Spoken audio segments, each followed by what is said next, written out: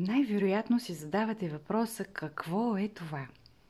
Какво е това нещо? Това е корицата на учебника и на Teacher's Book. Student's Book and Teacher's Book имат еднакви корици.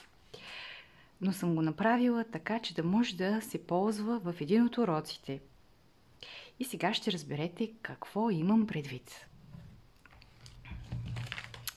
В урок 8 се прави нещо като преговор на материал, на част от материала, който е взет в предишните два урока.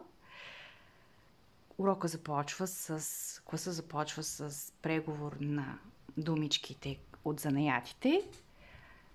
Wine production, pottery, wood carving, дърворезба, wool weaving, ткачество, woolen tailoring, абаджийство, tailoring, шивачество, woolen braiding, гайтанджийство, and leather tanning, кожарство.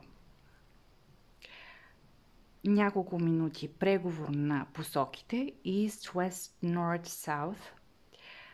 Може да включите дори и малко по-трудно North, East, North, West, такива смесени посоки.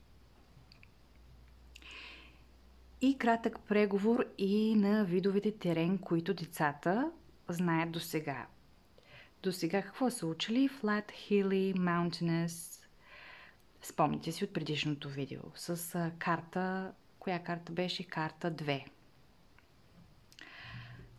Така, сега обаче има надграждане с думички, които са свързани с видове пътища. Те са a path or pathway, track, trail, lane, alley, street, road, route, boulevard, highway, freeway, motorway.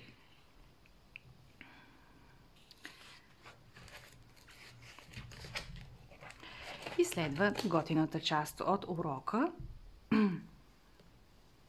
The Craftsman's Street се нарича тази част от урока. Tell your students to look at the cover page of their books. What they see is a village or town and some roads, though it looks a bit surrealistic. Task 1.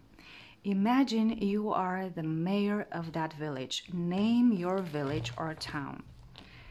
Може да се изкара за по-лесна употреба.